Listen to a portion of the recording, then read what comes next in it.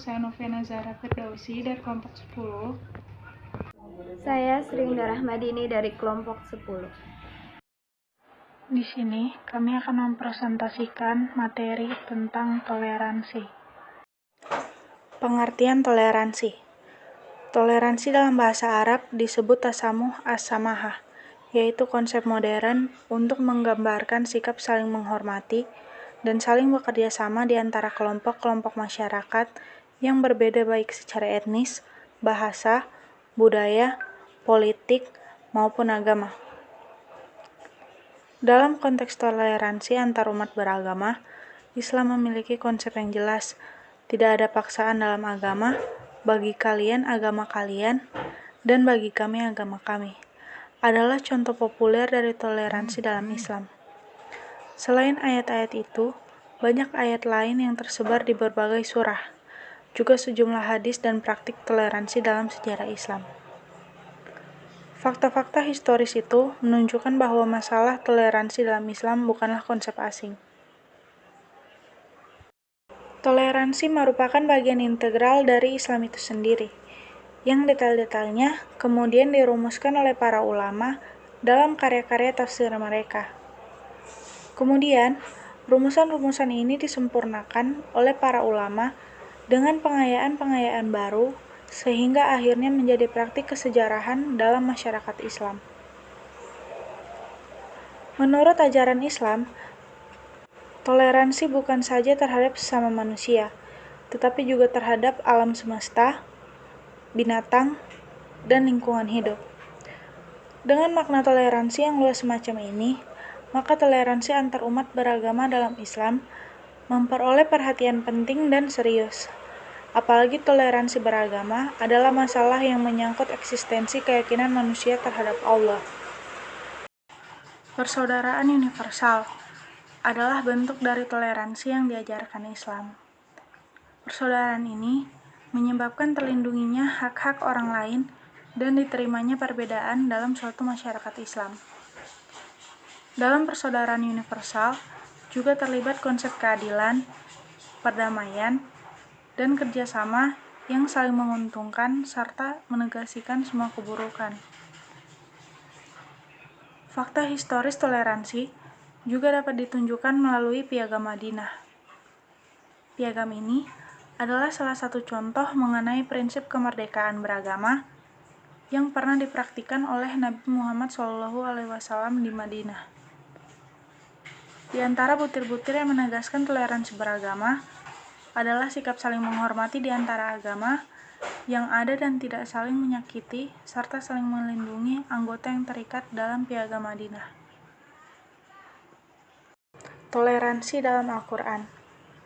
Toleransi sudah dipaparkan dalam Al-Quran secara komprehensif. Di antaranya, bagaimana Tuhan menjelaskan dalam surat Al-Kafirun dari ayat 1 sampai ayat 6. Asbabun nuzulnya adalah tentang awal permintaan kaum Quraisy terhadap Nabi Muhammad, bahwa untuk saling menghormati antar agama, maka pemuka Quraisy meminta supaya Nabi menginstruksikan kepada penganut Muslim untuk bergiliran penyembahan terhadap dua Tuhan. Hari ini menyembah Tuhan Nabi Muhammad, dan esok hari menyembah Tuhan kaum Quraisy. Dengan adanya keadilan dalam pelaksanaan ibadah dari kedua agama tersebut, maka menurut pemuka Quraisy akan terjadi toleransi antar agama. Keputusan ini tentunya ditentang oleh Allah dengan menurunkan surah Al-Kafirun ayat 1-6. Ternyata dalam agama tidak boleh ada pencampur adukan keyakinan. Lapangan toleransi hanya ada di wilayah muamalah. Hal ini bisa dilihat dari rujukan kitab-kitab tafsir. Di antaranya tafsir Al-Maraghi juz 30 tentang penafsiran surat Al-Kafirun. Istilah toleransi mencakup banyak bidang. Salah satunya adalah toleransi beragama, yang merupakan sikap saling menghormati dan menghargai antar penganut agama lain. Seperti 1. Tidak memaksakan orang lain untuk menganut agama kita. 2. Tidak mencela atau menghina agama lain dengan alasan apapun. 3. Tidak melarang ataupun mengganggu umat agama lain untuk beribadah sesuai agama atau kepercayaan masing-masing. Prinsip-prinsip toleransi dalam Islam. Menurut Yusuf Al-Qaradawi, bahwa toleransi dalam Islam mencakup 4 prinsip pokok, yakni 1. Al-Ta'adudiyah, atau prinsip pluralitas atau keragaman. 2.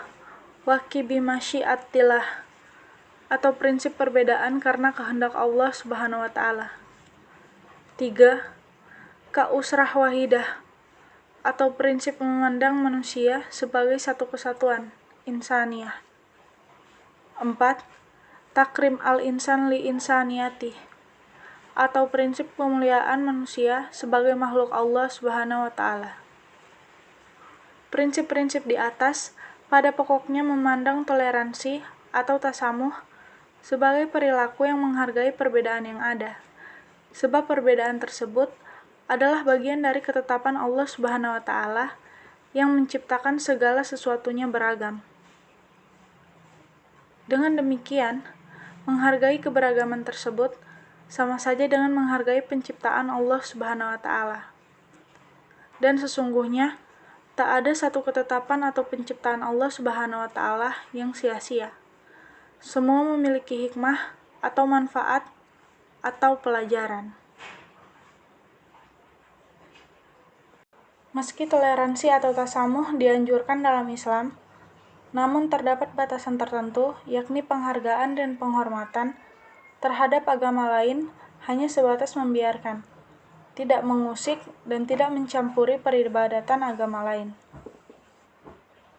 Namun, prinsip yang mengakar paling kuat dalam pemikiran Islam yang mendukung sebuah teologi toleransi adalah keyakinan kepada sebuah agama fitrah yang tertanam di dalam diri semua manusia, dan kebaikan manusia merupakan konsekuensi alamiah dari prinsip ini.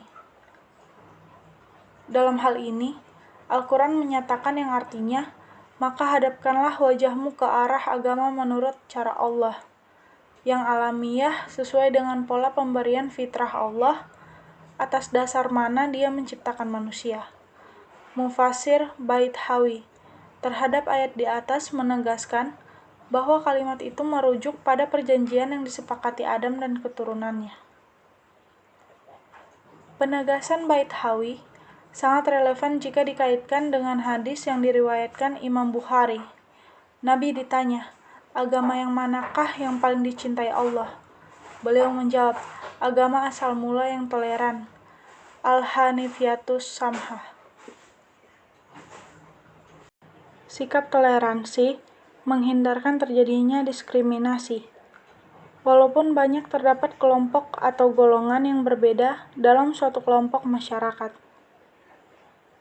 Dalam Islam, toleransi yang dilarang adalah toleransi dalam masalah akidah. Artinya, kita dilarang mempertukarkan akidah atau turut serta dalam peribadatan agama lain, atau mengikuti ajaran agama lain. Dalam masalah muamalah maliyah, umat Islam dapat berhubungan dengan non-muslim selama objek yang ditransaksikan dan akadnya dibolehkan dalam Islam. Islam sendiri sangat jelas diajarkan bahwa Islam adalah agama yang sangat toleran.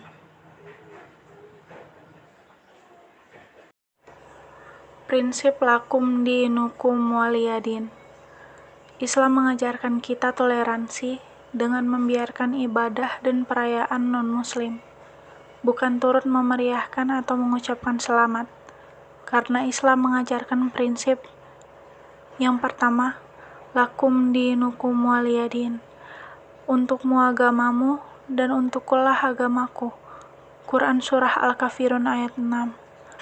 Prinsip di atas disebutkan pula dalam ayat lain.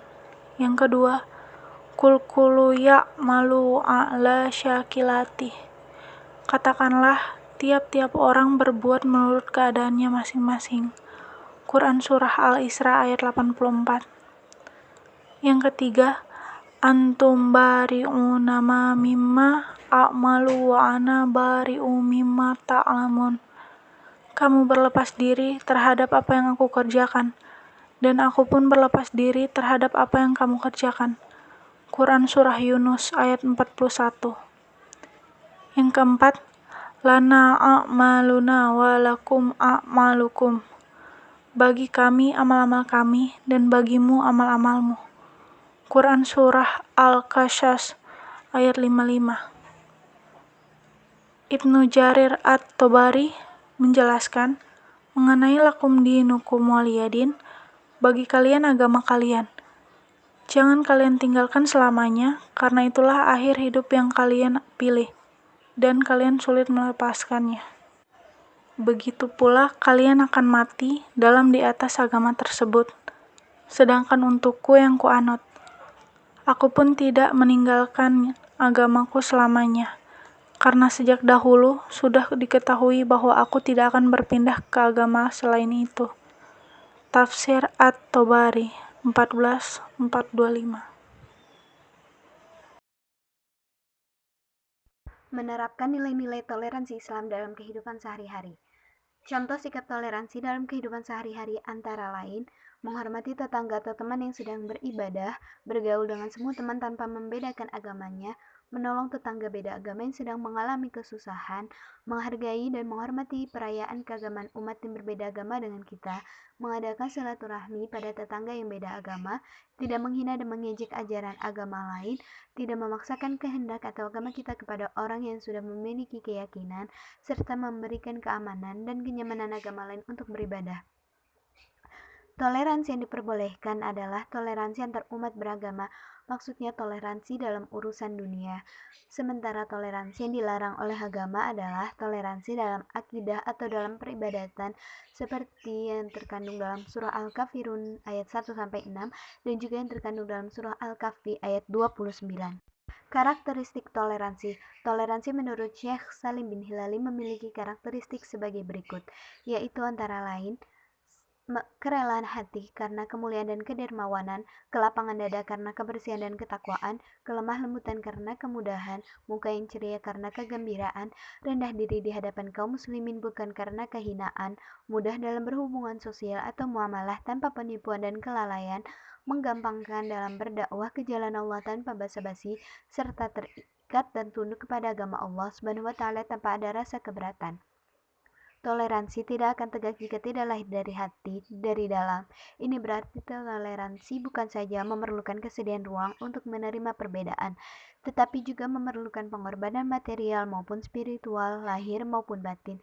Disinilah konsep Islam tentang toleransi atau as-samaha menjadi dasar bagi umat Islam untuk melakukan muamalah atau hablum minan nas yang ditopang oleh kaitan spiritual kokoh atau hablum minallah. Kebebasan menjalankan agama, baik musyrik maupun ahlu alkitab, adalah bagian dari syariat Islam.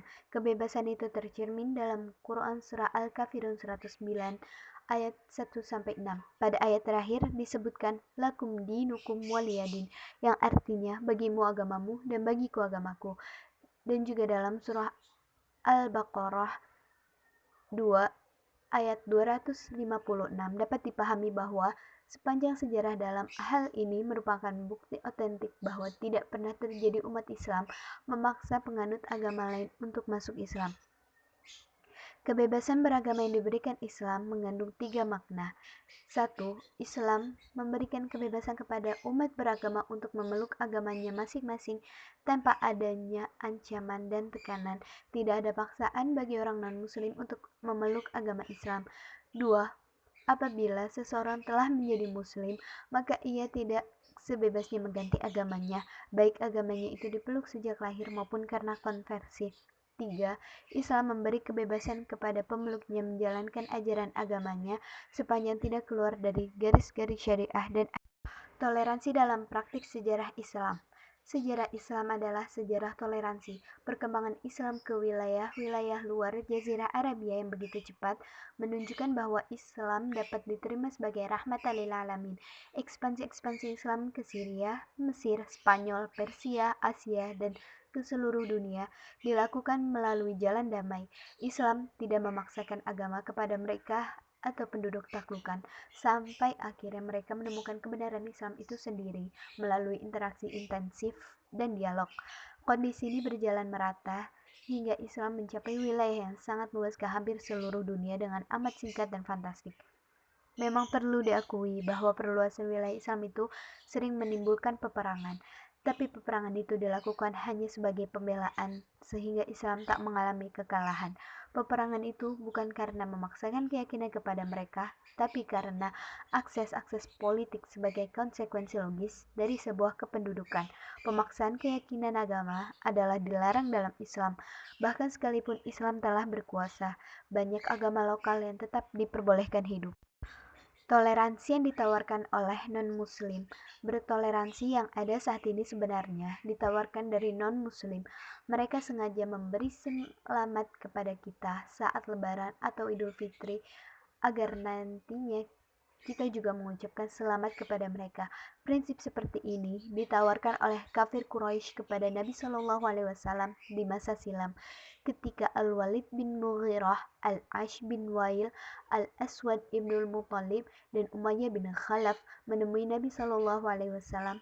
Mereka menawarkan kepada beliau, "Wahai Muhammad, bagaimana kalau kami beribadah kepada Tuhanmu dan kalian muslim juga beribadah kepada Tuhan kami?" Kita bertoleransi dalam segala permasalahan agama kita. Apabila ada sebagian dari ajaran agamamu yang lebih baik menurut kami dari tuntutan agama kami, kami amalkan hal itu. Sebaliknya, apabila ada ajaran kami yang lebih baik dari tuntunan agamamu, engkau juga harus mengamalkannya. Tafsir Al-Qurtubi 14 nomor 425. Itulah prinsip toleransi yang digelontorkan oleh kafir Quraisy di masa silam, hingga Allah pun menurunkan surah Al-Kafirun ayat 1-6. Larangan turut serta dalam perayaan non-muslim. Ibnul Qayyim rahimahullah berkata, tidak boleh kaum muslimin menghadiri perayaan non-muslim dengan sepakat para ulama. Hal ini telah ditegaskan oleh para fuqaha dalam kitab-kitab mereka.